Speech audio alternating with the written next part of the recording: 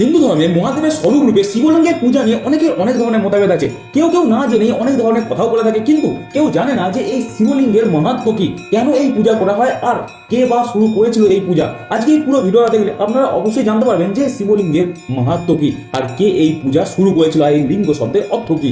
অনেকেরই মনে হয় যে শিবলিঙ্গ অ্যাকচুয়ালি কিসের প্রতীক। দেখো ভাই, লিঙ্গ শব্দের অর্থ হচ্ছে এখানে চিহ্ন বা প্রতীক। এটা শিবের নিরাকার অসীম রূপের প্রতীক, যেখানে শিবের পুরুষত্ব আর শক্তি স্ত্রী তত্ত্ব মিলে যায়। শিবলিঙ্গের উপরের অংশ শিবের সৃষ্টি শক্তি, আর নিচের গোলাকার অংশ শক্তির উর্বরতা। একসাথে এটা মহাবিশ্বের সৃষ্টি, স্থিতি আর লয়ের চক্র দেখায়। পাঁচ মহাভূত পৃথিবী, জল, অগ্নি, বায়ু, আকাশ এরও প্রতীক হচ্ছে এই শিবলিঙ্গ। এটা কোনো লৌকিক বা ফলিক সিম্বল না, বরং আধ্যাত্মিক শক্তির উৎস।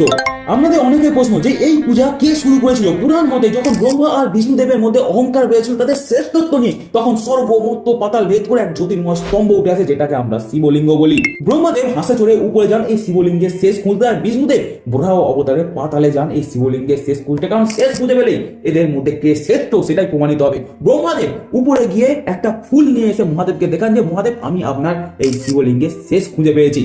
কিন্তু মহাদেব বুঝতে পেরে যান যে ব্রহ্মাদেব ছলনা করছে, সঙ্গে সঙ্গে তার পঞ্চম মস্তক উপড়ে নেয়। এই দৈব ঘটনার পর সকল ঋষিমুনি মুগ্ধ হয়ে শিবলিঙ্গের পূজা শুরু করে, এবং প্রথম পূজা ঋষি ভৃগু শুরু করেছিলেন শিবের নির্দেশে। আর আমরা যদি ইতিহাস মেনে চলি যে ইন্দুস ভ্যালির সময় থেকে চলে আসছে এই শিবলিঙ্গের পূজা, মানে আজ থেকে প্রায় 5-6 হাজার বছর আগে। তাই বন্ধুরা, শিবলিঙ্গ শুধু পাথর নয়, জীবনের রহস্যের চাবিকাঠি। এই পূজা আমাদের শেখায় সবকিছুর মূলে আছে অসীম শক্তি। তাই কমেন্টে ওম নমঃ শিবায় লিখতে ভুলবেন না। ধন্যবাদ, আর লাইক, শেয়ার, সাবস্ক্রাইব করে দেবেন।